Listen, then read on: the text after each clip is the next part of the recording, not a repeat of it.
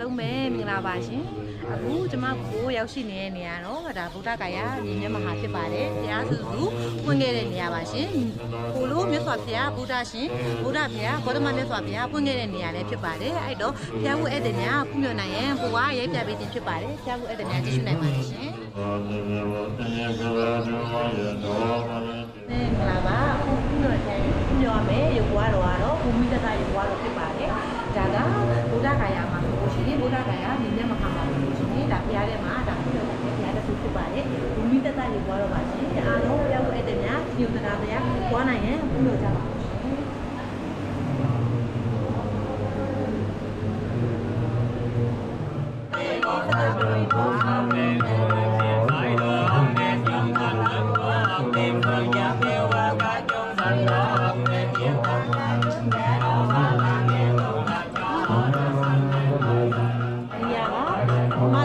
ဌာနဖြစ်တဲ့ပလင်ကတထဌာနဖြစ်ပါတယ်။မြန်မာဆိုလို့ရှိရင်ဘုရားရှင်ကိုတော်မြတ်ကြီးက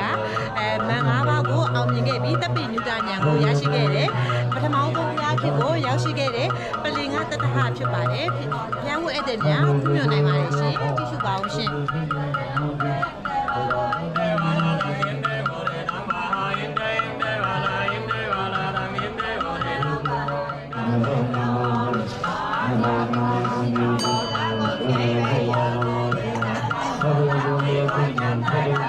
။